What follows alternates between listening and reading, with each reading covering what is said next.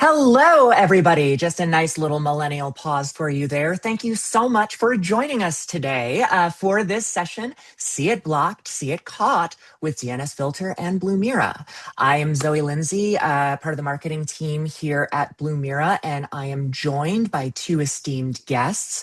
But we'll introduce ourselves in just a second. Quick bit of housekeeping before we dive into that.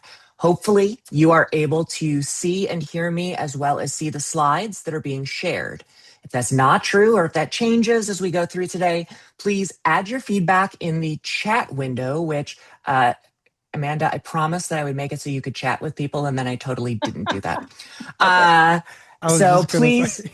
yeah, sound off in the chat. Let us know where you're dialing in from. We love to hear that. Apparently, our question yesterday was, what's your favorite kind of socks? So you can throw that in too. Dealer's choice there. Also, if you have to drop off early, if you're joining now, maybe a little bit late, we are recording today's session. It will be coming to you tomorrow with a on-demand link. So you can go back, check anything that you missed, and share it with friends. So today we are going to be saying welcome. Didn't take 5 minutes. We're going to be talking a little bit about the state of the security landscape in 2026 as it looks from both of our vantage points. Blumira being a security operations platform that helps support small, mid-sized businesses and MSPs, and DNSFilter having an unparalleled level of DNS intelligence about malicious domains that are out in the world. So we're getting intelligence from our platform. They're getting intelligence more broadly across the internet. We're going to talk about what we see in terms of trends. We're also going to talk about SOC, how you accomplish getting SOC security without actually having an in-house SOC team, as well as how you take advantage of that new integration between DNSFilter and Blumira. And we're going to save some time for Q&A. So you can drop those in chat or you can add them in the Q&A menu. But that's enough talking from me. Mikey, why don't you introduce yourself? Sure. Thanks for coming, everyone. My name is Mikey Pruitt. I'm currently the head of AI Labs at DNSFilter. But previously, I was the DevOps engineer, a product manager, and in marketing for a while as like an MSP partner evangelist. So that's my background at DNSFilter. But yeah, happy to be here. And thanks to the Blumira team for putting this all together. Thank you for joining. And Amanda. I now, after Mikey introduced himself, I realize I need a cooler sounding title because I'm senior product. You have to have labs in your I title. know I need to have labs in mine. At one point in time, I think I did. So I'm senior product manager cybersecurity here at Blumira. Have been lots of different roles here at Blumira. Led the incident detection engineering team for a long time, and then decided I wanted to help build a better product. So now Yeah. that's what I'm doing now. And it is totally not the topic of today's webinar, but I will give a plug. I think that, did you share your article on taking an engineering mindset to a product career? If you No. didn't, we need to publish that because I think that was a great perspective for Yeah. folks. Let's go ahead and dive in. So one thing that we want to lead off with is that what we notice as an ongoing trend, there's a lot of discussion around what's the impact of AI on security? Is this going to be a greater advantage to attackers or to defenders? And I think what we are seeing is that there is a convergence in targeting, but a diversity of measures and increasing velocity, right? When we took a look across, I believe, about 2,000 of the most recent cases on the platform, we found that nearly half of them were combining multiple detection types. So that means they were targeting different resources, different areas within the environment at different stages of the MITRE ATT&CK framework. There were, of those 2,000 cases, there were 237 unique pipeline detected kill chains. And that was included at least 2 or more up to 6 phases in the deepest single case. So what we're seeing there is we've seen this evolution of malware becoming almost commoditized. What used to require a good-sized group with dedicated specialists to craft O-days that hopefully, I'm sorry, 0 days, that hopefully aren't going to immediately get patched, became, a SaaS subscription that they could go and get a little Lego block building malware kit to kind of tailor this. Now we're in a world where a research announcement of a vulnerability in an open source tool that's been patched ends up being exploited because someone is able to use a model to quickly compare diff the commits and figure out what got changed. So this is something that we're seeing sort of across the board. Not so much a change in who is being targeted other than more, but more so how they go about it. And as soon as we introduce a defense measure or it becomes more common or standard, almost immediately you're going to see a pivot towards trying to work around it. As multi-factor became the standard, we saw folks that started to pivot and try and steal a session cookie or try to bypass that MFA or push spam to get them to accept it. As we moved from everybody had AV or NGAV to increasingly everybody has EDR, now we see a focus on EDR killers and living off the land tools and trying to sidestep that security measure as it becomes standard. Something that we do still run into, though, is, well, I'm not in government. I'm not in, defense manufacturing. We're not a huge Fortune 100 company. How much do I really have to worry about? If you were to ask me who the second or third largest industry that we saw being targeted was, I don't know that I would have said accommodation and food services. I Right? mean, I know, I would have known utilities was up there. Oh, absolutely. Like that makes sense. Absolutely. But I think part of that commodification and of a increasing law enforcement response to cybercrime is moving away from those, whale top of the chain enterprise targets by coordinated large scale groups. And increasingly, as those start to splinter, we're seeing individual actors that are doing a little bit more spray and pray because they know that that smaller shop probably doesn't have a huge security budget and no, they don't have the, billions and billions of income, but they may have $1 million or $2 million of income. And if you start chaining together a bunch of those, that starts to add up pretty quickly. So the takeaway from that is that, and I don't think this may be preaching to the choir for the folks that dial in for this webinar, but there is security by obscurity or not being an attractive target was never an effective defense. But now it isn't even really a slowdown or much of a reduction just because of the scale of what we're seeing. And touching back on that velocity piece, we're seeing an ability for LLMs to tailor and craft messaging. There's been a lot of news stories about how they're being leveraged in social engineering attacks. But that velocity is also really important. The timeline between initial exploitation and exfiltration and covering tracks continues to reduce because these are moving from well-practiced muscle memory to algorithmic and automated. And so that is where having that full view, a complete picture of what your full workspace looks like everywhere that your users are working, where you have valuable assets, requires a balanced strategy and pulling together a number of tools. And what we often talk with folks about is, well, I've looked at the Verizon data breach report. By the way, one of my favorite vendor reports. I will absolutely give it a plug. I think that it's some of the best methodology for regular annual reports to come out there. I know that the most common vectors is going to include identity. It's going to include endpoints. So I've got EDR, I've got ITDR. I'm covered, right? I've got a good deadbolt. The door is locked. Why do I need to worry about it? And this, I think, is a good example of we mapped across those cases where those attack stages lined up, what is more common, what is less common.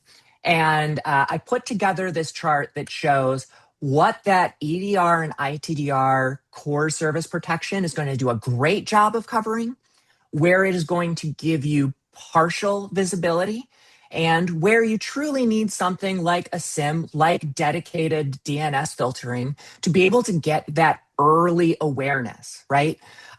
If that recon starts on M365, or it starts on getting a user to install that remote access tool on their endpoint, then you're going to get visibility at that point of impact. But I won't name a vendor, but a third of ransomware attacks last year included exploiting a given vendor's perimeter security system. That is not something that's going to get picked up by EDR or ITDR. And when we're talking about dwell time and attack stages going from years to months to weeks to days, hours, and now minutes, having the earliest possible awareness can be the difference between thwarting an attack and trying to recover from one. And with that, giving a little bit of like that detection level view, I'm going to throw it over to Mikey to talk about the DNS filter side of the equation. Well, thank you, Zoe. Appreciate it. Sorry for the jarring slide, but we just, the Blumira branding looks so good. I'm jealous. But anyway, thank you for that. Attack chain look. We're seeing what systems are doing now, but I kind of want to rewind a bit to before the malware runs, before credentials are phished, before anything phones home. There is a DNS lookup almost in every attack. We got some numbers here. Back in 2020, the NSA ran a protective DNS pilot. This is for defense contractors. They came back with a number that probably gets quoted in every DNS talk, which is this one included. Protective DNS would blunt 92% of malware attacks. And that's a lot, 92%. So because malware needs a DNS lookup at some stage, payload delivery, command and control, exfil, all of it resolves something first. Now that layer that onto what we see today, the average user ran into about 66 threats a day in 2025. A year earlier, it was only 29. So it's really doubled in that year span. And this is the part that kills static block lists. So over 65% of unique threats are newly registered. So attackers are spinning up domains, just a few hours before they're using them. A list that refreshes weekly or even daily is really racing against something that it can't compete with. Our AI categorizers find new domains in real time. They block what's happening in real time at the very first lookup. That's before any list catches up. I think I'll do a little hand signal, be like, next slide, Zoe. Yeah, absolutely. And I'm actually going to throw up a quick poll question here that we got pulled together. And folks, you will see a little pop-up. You can add your answers to the poll question here, and we'll come back and see what folks say here in just a minute. I kind of want to wait on these results. Oh, sure. Yeah. Let's see what's going on. And we were going to spread these out, but apparently Zoom has changed it to any questions that you add get run together. So we're just going to get all of the intelligence at once. Which, yeah, I wondered. Context is everything. So why not get the complete poll context at the outset too?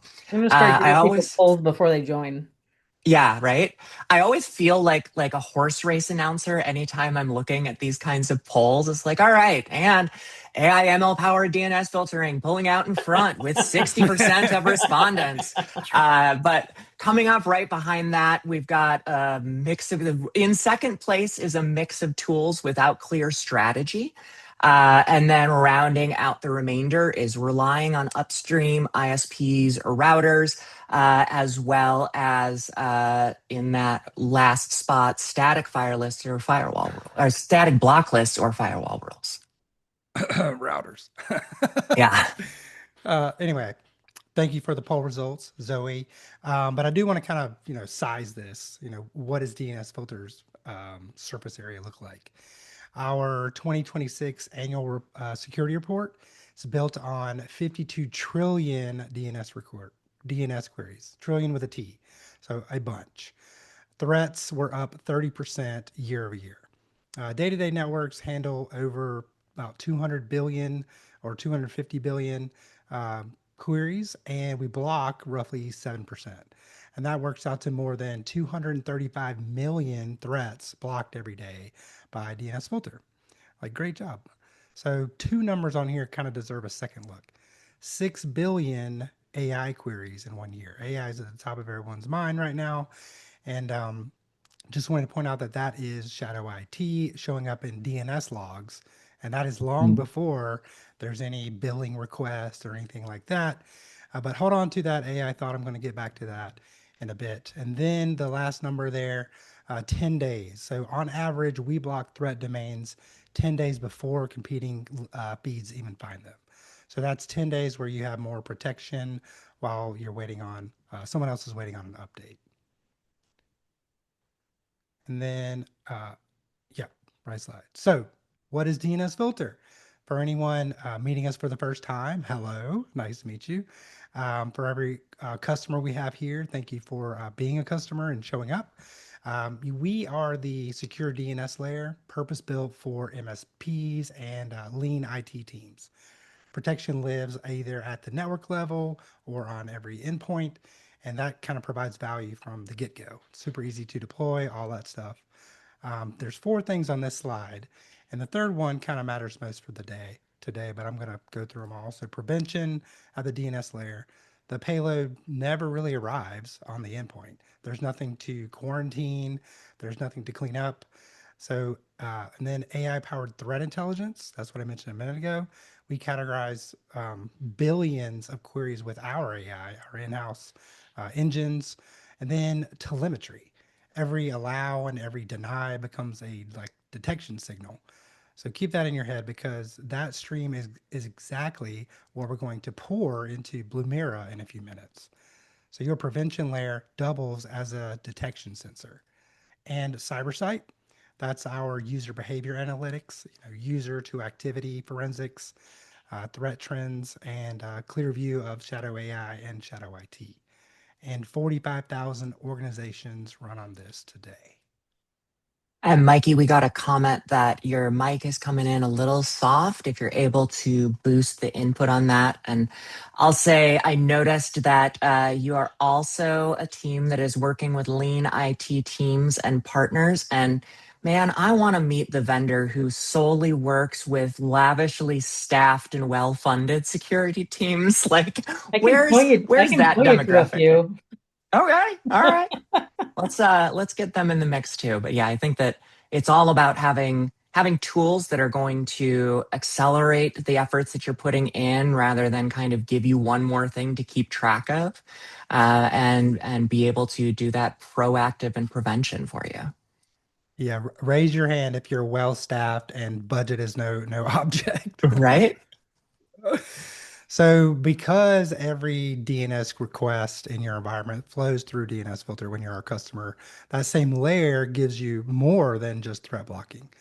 So those 6 billion AI queries I mentioned earlier, this is what AI governance looks like in practice. So you can see which AI services people actually use, then you can allow, block, monitor, whatever you want to do in the policy. There's no surveys, no honor system because the DNS logs can't lie. Um, there's content controls along too. That's roughly 40 categories for acceptable use and compliance. It's tuned per environment from wide open to lockdown. And then there's CyberSight. It accelerates incident response with user to activity forensics, and then looks for behavior anomalies, which are really interesting if you ever get a chance to see those charts and get those alerts. They come in handy. And you'll see in a minute why that pairs so well with a SIM. And then my favorite, IoT and OT. Mhm. You can't install an agent on like a badge reader or an IP camera, But at the Hmm. DNS layer, you don't really have to. You've got a bunch of unmanaged devices, and you can protect them without even touching them through the network, which is super fun. VLANs are everyone's friend. And I'm very happy to say that we made it to slide 12 and already got our first live question in. So Jeffrey asked, and I think that this is for you, Mikey, because it came in as you were presenting here a moment ago. And you may have a slide on this later. What are the licensing options for DNSFilter? Whoa, a buying question, Man, Jeffrey. I'll tell you what. Like that's usually the kind of things we gotta sneak in there at the end. But I'm looking at it. The legitimate question. Thank you, Jeffrey. Yeah, so just real quick, we do have three categories of our three plans. We have like basic, pro, enterprise. I think it's about $1.80 per pro, which is where most people land. Most MSPs definitely land there. And then that's per seat per month. Obviously, there's discounts available for volume and all that stuff. With the pro plan, that's kind of the middle section. You get all the roaming clients and network protection. So yeah, thank you, Jeffrey, for that. Getting it right up front. Someone get Jeffrey's email. I know, Call right? me. And just in case that was for us, I'll say we also have three additions. We have detect, respond, and automate, each of which is going to help you to better perform that function. Although obviously there is still going to be some respond benefit even on the detect edition. And those are we. You'll notice a theme with us is we love complete context and transparency. So we've got our list pricing on our site, blumira.com/pricing. And for partners, reach out to our team. We've got a whole program built out to support you. Yeah, and you can tie into DNSFilter in every level. Exactly. Good Paul. Good pull. Thank you. Of course. Good transition too, because this is the slide all about that. So this is like that honest moment. Some attacks, kind of hide in DNS itself. DNS can be used as a infiltration method. So there's like data exfiltration disguised as just ordinary traffic, malware phoning home. If you recall the Sunburst event, I forget when that was, but it was with SolarWinds. Those Mm. SolarWinds beacons, they ran over DNS, and that's how they got compromised. But this slide is kind of the split of that problem. So DNS filter stops the threats before and after it lands. So sorry, the threats before it lands, and we block the harmful destinations. Something slips away, we block at C2 server. So it sits there and never gets in. The malware never gets another order to do the next task. So we block the DOH tools that you are used to try to obscure this traffic. But the hardest traffic looks exactly like everyday browsing. And that is detection country. And that's where Blumira lives. So Blumira is watching the DNS activity we pass on, and they can flag the patterns that reveal something that is otherwise hidden. So there's, like weird query volumes, maybe entropy, timing. But prevention closes the door for what we know about. Detection catches whatever tries another way. And that kind of sentence is really the whole webinar, our opinion, I think. But prevention closes the doors, detection catches the rest. Absolutely. And Absolutely. that It is. Oh, go ahead. no, I was just gonna say, and that's the part where we learn all the fun stuff about how DNSFilter and Blumira work together. Absolutely. So, just to give a snapshot of what we have conversations about each and every day, we talked a little bit about the growing complexity in terms of the challenges and threats that teams of every size are facing.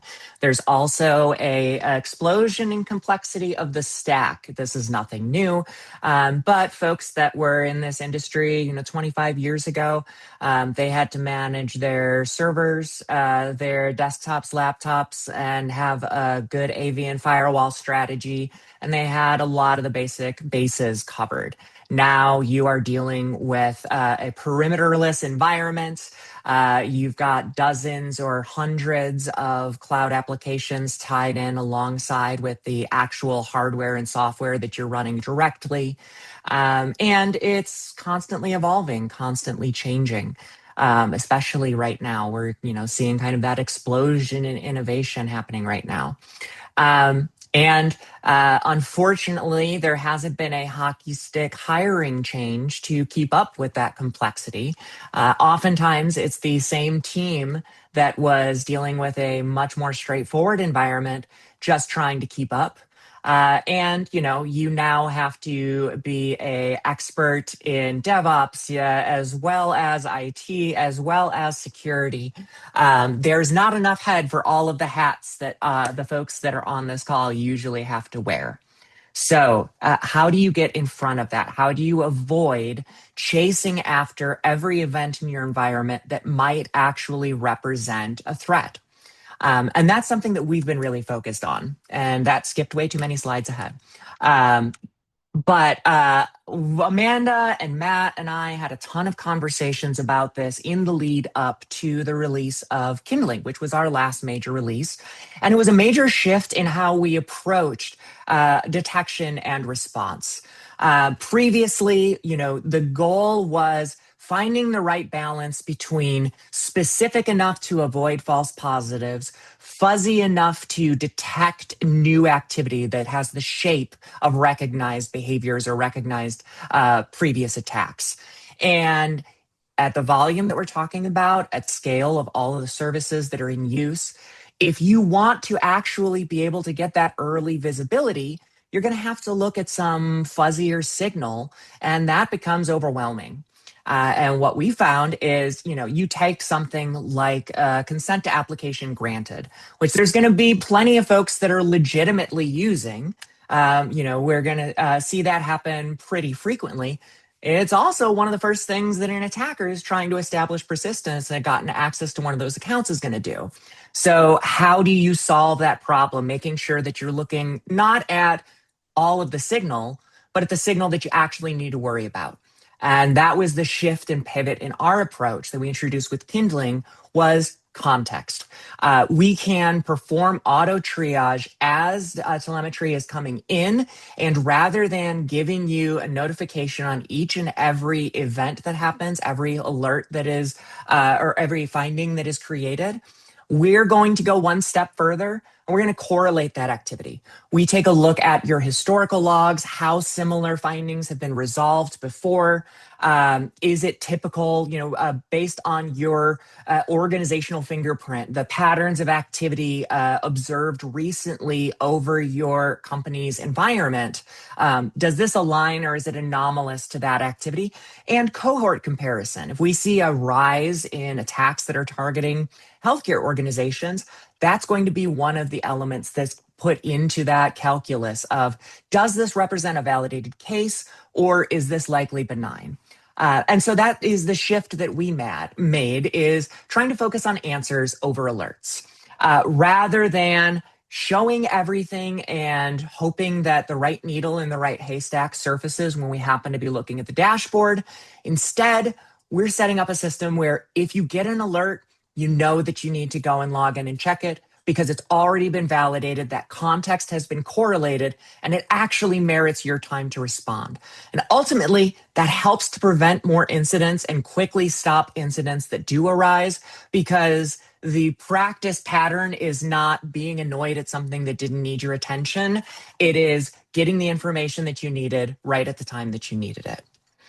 So, what does that look like? What do we see with that? If you have that full workspace environment, if you've got a firewall who pointed a webhook at Blumira and had logs flowing in within minutes, no integration required. I think I'm actually jumping into your portion here, Amanda, because we're starting to talk about the expansion of getting that complete context into HTTP ingest into more of those many cloud services. So I'll just give you like a 2-slide warning here. Keep going. You also, you're doing great. Thank you. One of those pieces is also historical activity.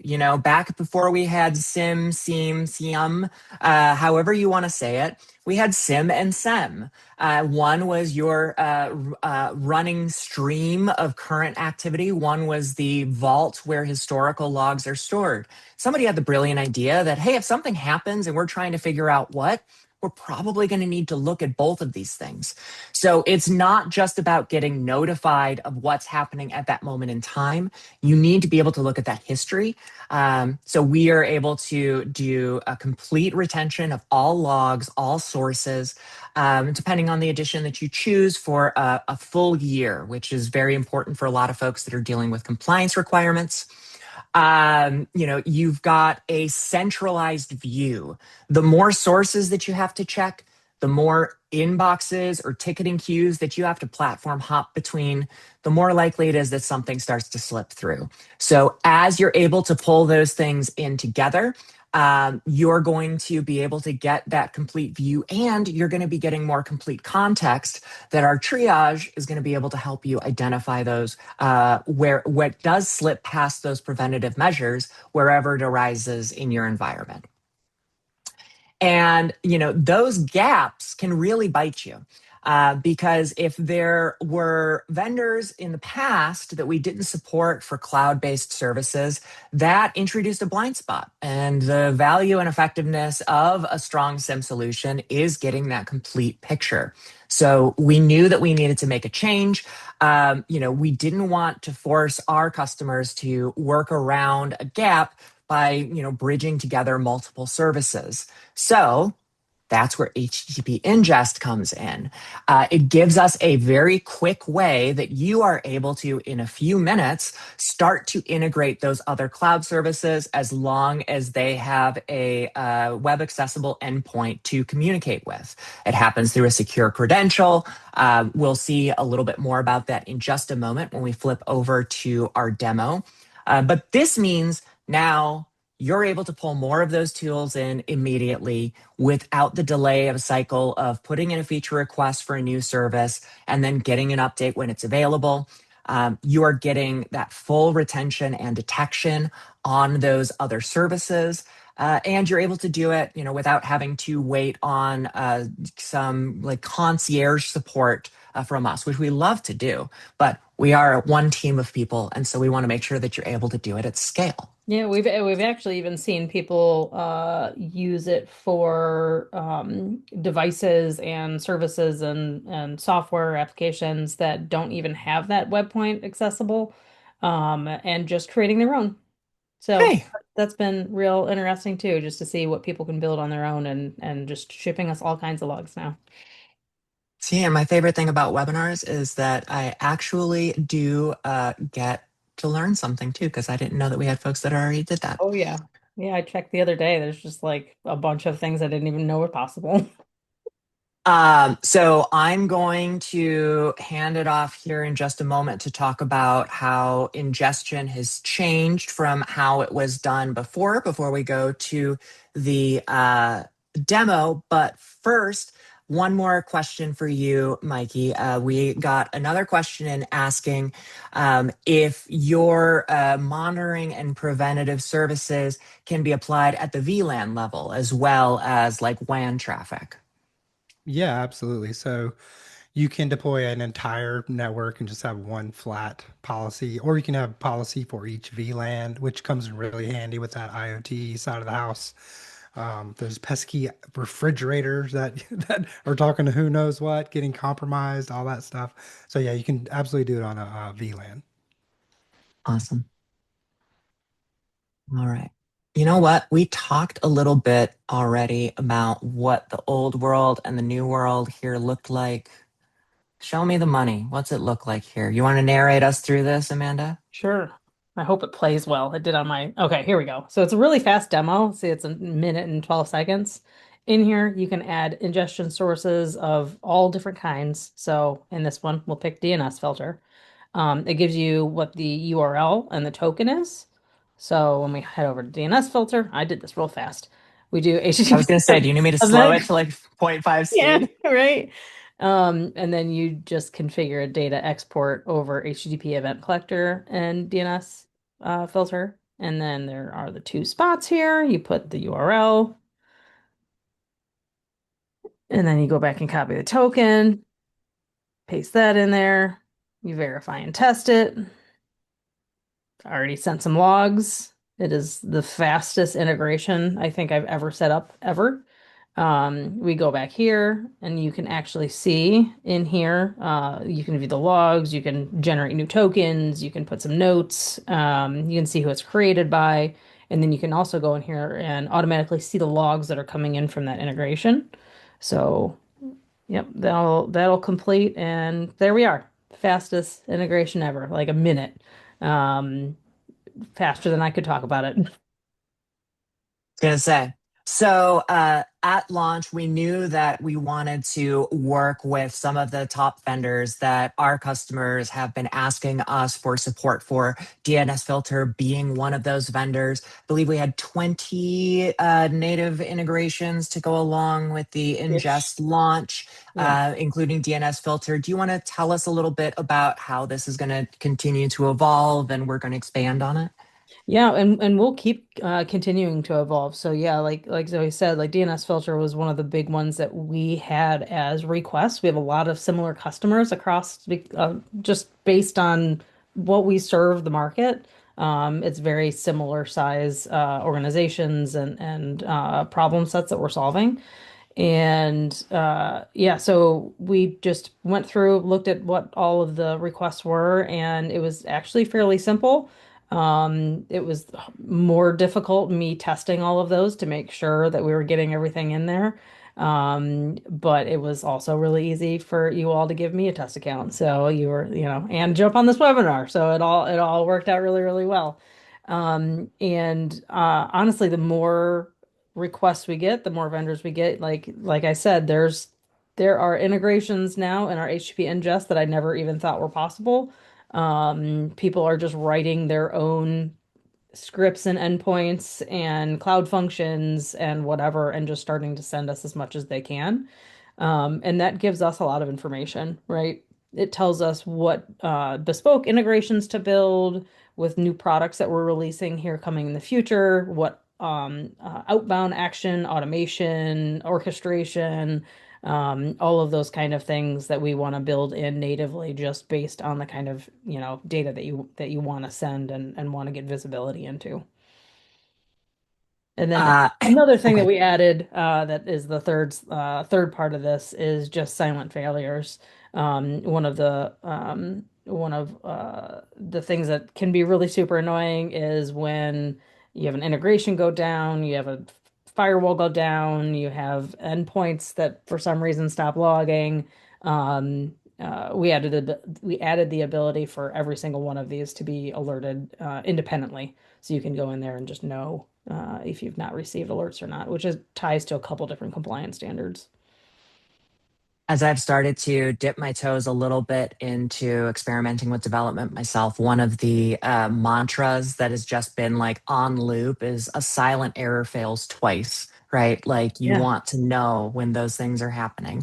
Yeah. And we did have our second poll question come in here. How are you handling security monitoring today? About half of folks, 43%, that's not about half, a little less than 40, half, Ish. said they have one team doing it all, security included. About 23%, lucky Michael Jordan number there, have some person, at least one person who gets to focus exclusively on security.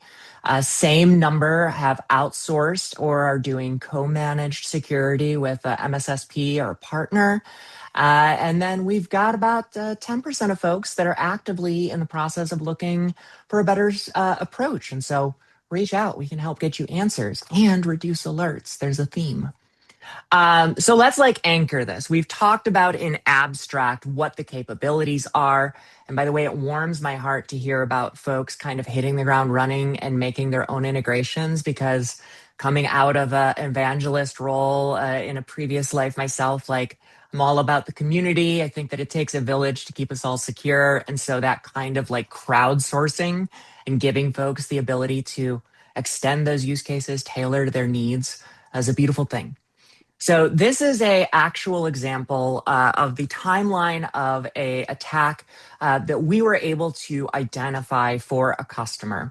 And it's just a great illustration of how there's these shrinking timelines. So from the point that the attacker first gained access to a inbox, and I believe that this case was a double impossible travel alert. So there were two impossible travel alerts. First one was benign. I believe it was just the user getting onto a plane, connecting to the plane Wi-Fi. Suddenly, it looks like they're a couple of states away. The help desk logs in, takes a look at that. Okay, great. We know they're traveling, marks it as benign. Then about half an hour later, there's another. They said, oh, well, must be connected. And they just ignored it. That second one was actually coming from Helsinki, and it was malicious activity. And so what happened from that point is from the first moment of successful login into that inbox, it got flagged, created the alert for geobehavior detection. 4 minutes after that, there were inbox rules created. So going back to that earlier mention, consent to application granted in isolation could be legitimate, could be benign.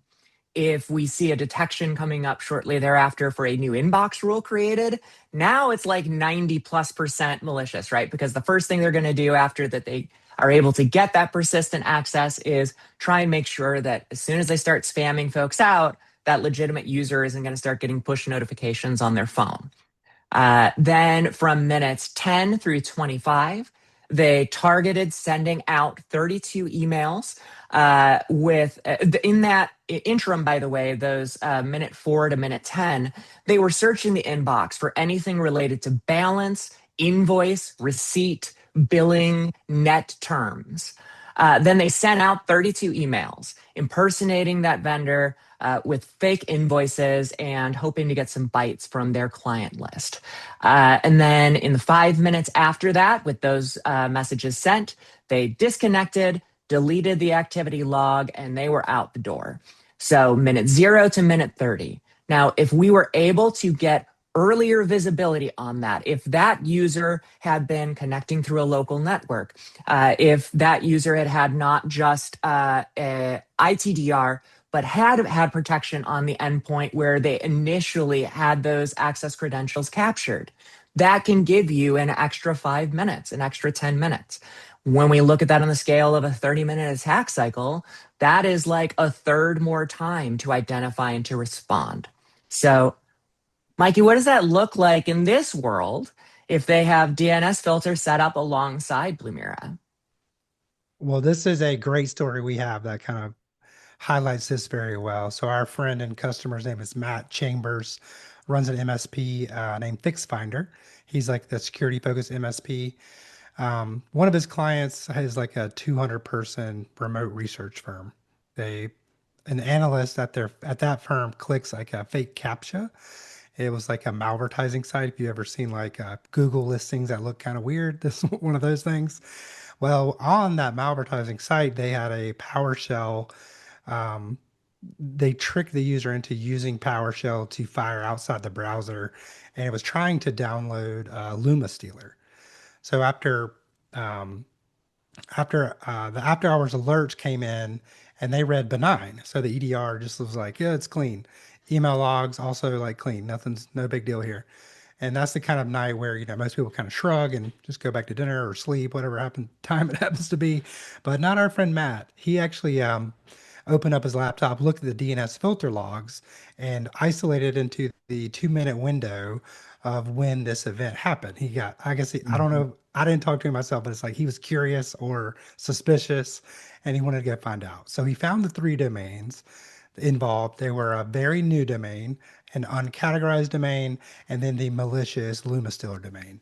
Obviously, we blocked this payload. The 0 bytes reached the endpoint. He reconstructed the chain and contained it for the whole tenant and all of his other tenants in about 30 minutes. And he said, DNSFilter gave me the evidence, the containment switch, and the audit trail all in one place. But here's the catch that I want to highlight here is that hunt hopped 3 consoles and leaned pretty hard into Matt's instincts at 9 p.m., which I doubt I would, 9 p.m. I'm not going to, whatever. So if it's sweatpants hours, I am not at my best. It's exactly. My mind is a little foggy or, sleepy or whatever. So DNSFilter telemetry flowing into Blumira You know, think of that. The telemetry is all behind a single pane of glass. You've got the DNS events correlated with everything else. You know, and finding really opens the investigation with the queries. So the plumbing in these three steps, you know, copy the collector URL.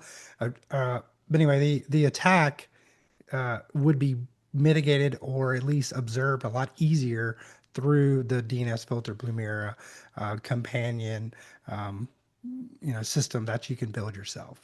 I just wanted to highlight that plumbing again that Amanda pointed out. Like the video was going fast. I don't know if that was a real time video, but there was It like three was. steps in there. It was a Copy a real-time URL. video, yeah. It was okay. Yeah. So copy URL, put a token in, paste back Yeah. and forth. Well, yeah, I originally recorded it without any voiceover or anything, so I'm just doing it at my speed. So I need to remember to like if I'm going to show people things like that to actually like take my time. It's But funny but because the usually, oh, go ahead. no, the way you did it is exactly how someone watching this is going to do it. Just click, Yeah, click, Yeah. copy, paste. There it I is. All forgot right, how done. fast it Next was. thing. Yeah. Yeah. It's funny because usually like the speaker like heads up that I have to give is like however fast you normally talk, 20% slower because Right. it's going to be Right. faster than you expect when you're Sure. presenting. And so it's like whatever you think it's going to take, record 20% slower. Yeah. Yeah. All So right. this is kind of the refresher. If it's malicious or sorry, if the destination is safe, it just resolves normally. The user never notices with DNS filter. If it's malicious, the connection just never happens. There's nothing to clean up. There's no ticket waiting for you in the morning or 9 p.m. in your sweatpants. And that's the see it blocked half of today's title of the webinar. And Blumira is the see it caught part. Absolutely. Yeah, and if you want to reach out, you can find us at email partners at dnsfilter.com, and we have a very prominent book a live demo form on our website. Excellent. And we're getting our questions coming in, which is fantastic. Other folks, if you do have questions, now you can drop them in that Q&A panel, and we'll get to those in just a second. But I got to do a little bit of a plug here. If you aren't already familiar with Blumira, one, let me know how you found out about our webinar. I suppose if you were already working with DNS Filter, you may not know about Blumira yet. So we are the solution to make SecOps manageable for lean IT teams and growing partners. We pull together a SIM-centric view of your full environment, along with the tools that you need to take action on what you see: EDR, ITDR, orchestration, automation, AI-powered auto triage, as well as an expert staff of security operations analysts who are there for 24/7 support on critical cases with outreach. We average an 18-minute SLA on contacts regarding critical cases. We also will be having a webinar about this next week.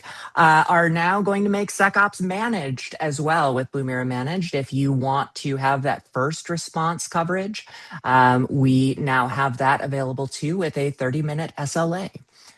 If you want to find out more, you can reach out to us. It's just blumira.com/contact or blumira.com/contact, depending on how you want to say it. Or you can also request a demo just by going to blumira.com/trial. So I'll dive into these questions. The first one here, I think, is for you, Mikey. For a small MSP shop, they have a few clients with 20 endpoints. What are the minimums? Like, what organizations when should organizations start looking at DNS filter? We can support all sizes of organizations. There are some minimum pricing. If you have, I forget it exactly, I think it's 50. But anyway, it's actually on our website if you want to check it out, dnsfilter.com.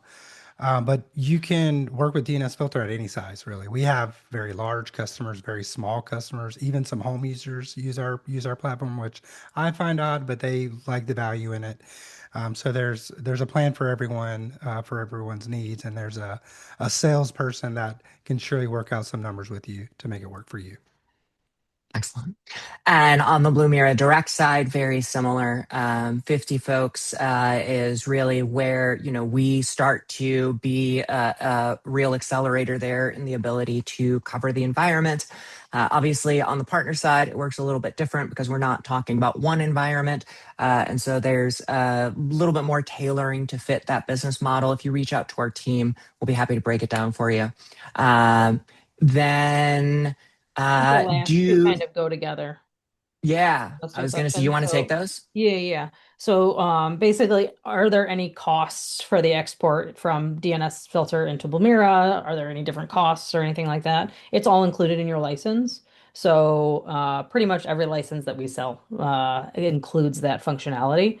Um, and yeah, it's we don't charge based on the amount of data we ingest. It's all based on your users and endpoints. So it's very easy to figure out what it's going to cost you monthly and yearly, and then you grow over time or whatever. Those kind of things change over time, but yeah, it's not based on the amount of ingest. And on the DNS filter side, there is a cost associated with the data export add-on. So I think it Oh, okay, was that's the different though. first one. Alan, yes, the data export feature is what you want to additionally quote. And to follow up, Eric's mentioned that they purchased through Pax8, which has different minimums than we do directly. So yeah, you can purchase through Pax8 or Enable, however you want to buy DNS filter. We're certainly happy to have you. And, I think one of the things that we've done before too is, for direct folks that are looking at a smaller deployment, we've got partners who we can introduce you to who may be able to help you, like Pax8, depending on your region. So reach out to us and let us know. And then, did we touch on the data export question? I was checking on our Yeah, same one. incoming message. Great. Yep. Excellent. All right. I think that we've gotten all of the questions here. If anybody has one left, you've got through the end of my spiel to speak now or until the next webinar. Hold your peace. So thank you, everybody, for joining. Thank you, panelists, for your participation and contributions. Once again, we are recording today's session. We'll be sending out a link to the recording tomorrow, most likely, with more information on where you can reach out to either of us. In addition, as I mentioned, next Thursday, we're going to be doing a webinar about that new Blumira Managed feature. Let's see. Mikey, do you know if you guys have another webinar upcoming next few weeks to give folks a heads up about? I don't, and my marketing team is going to really be mad at me about that. That's okay. If I can be actually, mad myself. Okay, go ahead. DNSFilter.com/events. It'll be right There there. we go. Perfect. And speaking personally, I'm going to be out there for Hacker Summer Camp in a couple of weeks for Black Hat and DEF CON. So shoot a message, if you're using Blumira, if you've got questions, if you just want to geek out about security for a while, I'll be in town for about a week there. Oh, wait. Oh, yeah, I was going to say we did get one. Okay, all right. You go for it. Yeah, so should a separate HTTP ingest be set up on the organization client level in Blumira and DNS filter? I'm assuming this is MSP related, so you would have different organizations per client, and I would do that, yeah, so they all go individually into your specific client's data store. Otherwise, you're going to get some really weird results in findings and with kindling and a whole bunch of stuff. So I think that's the question that you're asking. And to wrap us up here, I'll share our last poll question. So we asked at the outset before today, were you pulling DNS telemetry into your SIM or your detection platform? The most common answer with 47% is no, but I want to. Right behind that was yes, and it's been a game changer. So for those of you who want to, about half of the folks here can speak to that too. 35%, about half. And, to the other 18% who said, no, I didn't know this was possible. Now you do. There's a little rainbow with a star at the front of it. So reach out to us. We'd love to help you out. With that, I will go ahead and wrap us. I hope you have a great rest of your afternoon. May the afternoon and evening be quiet, peaceful, and alert free for all of you. And we'll see you on the next session. Please take a moment if you're able to share your feedback. There'll be a survey that pops up.